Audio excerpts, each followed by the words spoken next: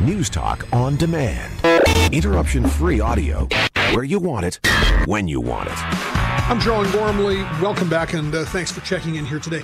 You may have caught the adverts on our radio station. You might have seen them in other media. It's an ad campaign just launched by the mayors of the cities of Saskatchewan thanking the provincial government. Now, in politics, you don't hear those words thank you very often.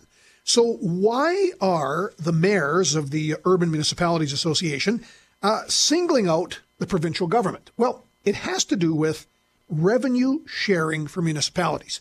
For many, many years, municipalities wanted a chunk of the revenue that comes in from the provincial sales tax, or the PST. The Bradwell government, after years of New Democrat governments that had looked at it, said yes.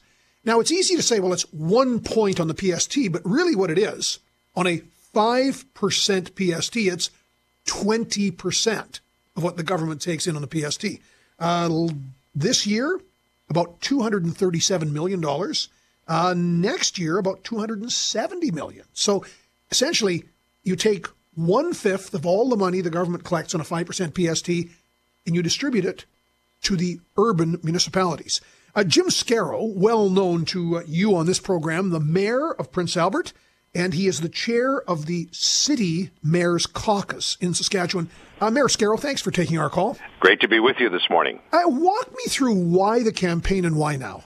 Well, we don't want anyone to take for granted the agreement we have with the province of Saskatchewan, which is unique in all of Canada, where a percentage of the PST goes to municipalities to offset operating costs.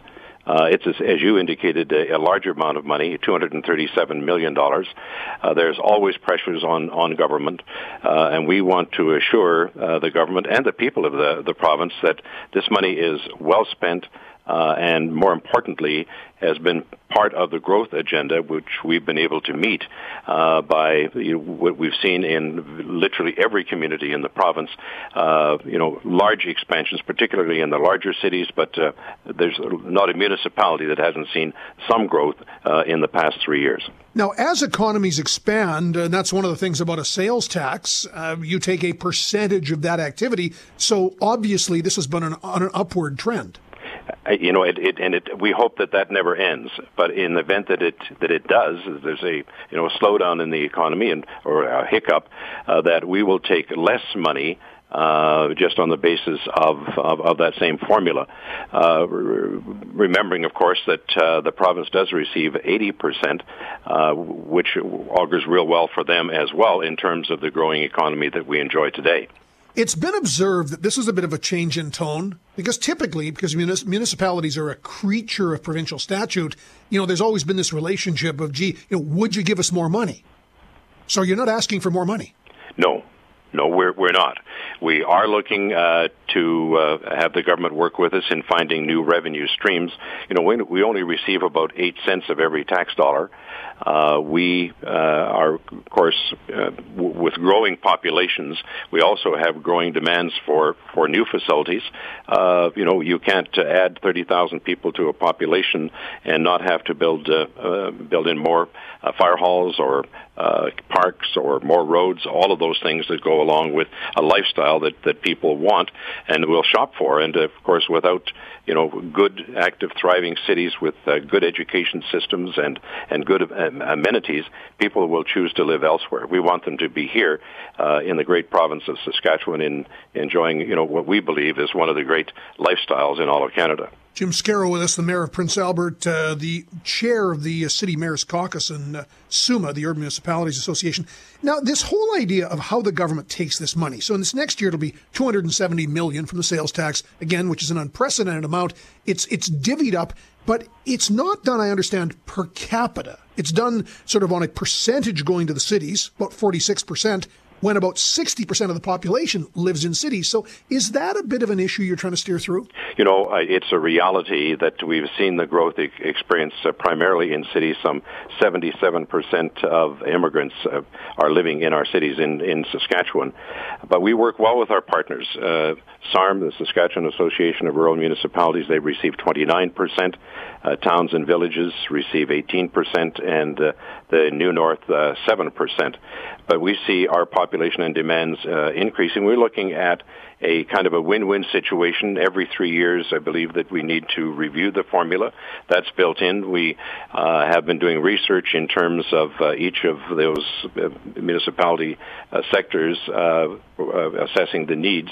And we will meet. The government has asked us to work together and then come to them with the changes that we've agreed to.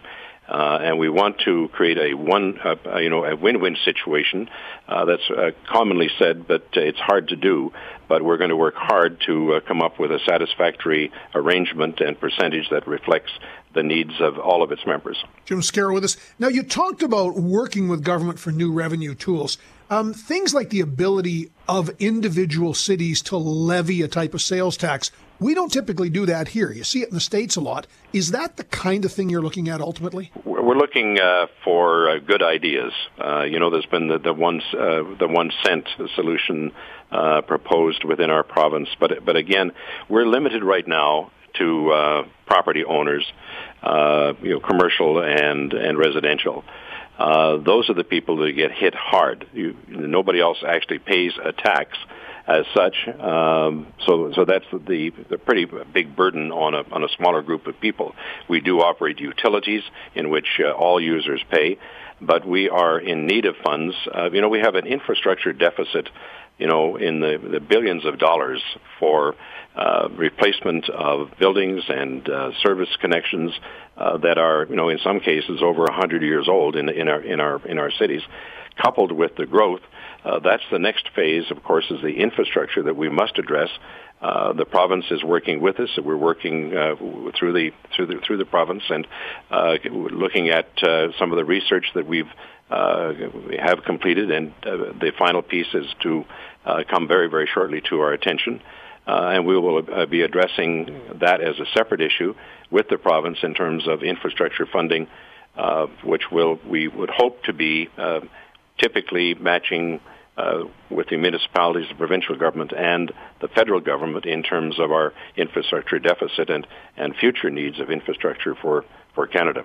Jim Scarrow, good having you by today. Thank you for this, sir. Wonderful opportunity to say thank you, and thank you, John, for the great work you're doing on behalf of many organizations and many interests in the province. Great job. Appreciate that. We'll talk again soon. Jim Scarrow, the Mayor of Prince Albert, a longtime friend of this radio program, and speaking on behalf of the City Mayor's Caucus.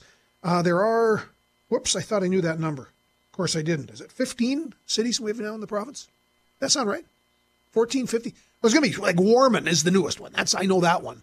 But you've got these new cities coming on stream, and the cities have their own separate caucus. Then you've got towns, villages, and others. And, pretty rare, I guess, when you actually have an ad campaign that says, thank you. Now, there is, as they say, the implicit ask, and you got the sense from Mayor Scarrow, is they want to animate a discussion about other ways of cities getting money to deal with things like infrastructure rebuilds, these sorts of things, and just the cost of expansion. Because, you just don't run a campaign saying, thank you, kittens and rainbows and lollipops. I mean, it's okay. But, the provincial government is, Don Morgan, Minister of Labour Relations, says it is refreshing when someone says thank you. And it's good. Because, the whole thing about this municipal revenue sharing, and I mean, when the Premier did this 3 years ago now, it took huge courage. Because you had 70 years of NDP governments that always said, oh, yeah, we're looking at studying it, examining it. Nope. So you'd get a cap in hand, here's your money this year. Well, now that one of the PST points goes to the municipalities, 20% of the whole PST may go down. In a recession, it does. So municipalities have agreed they would take less. Hasn't happened, and let's hope it doesn't. Coming up, Sun Media's John Robson on Quebec equalization and just how much La Belle Province has taken from you? This is News Talk Radio.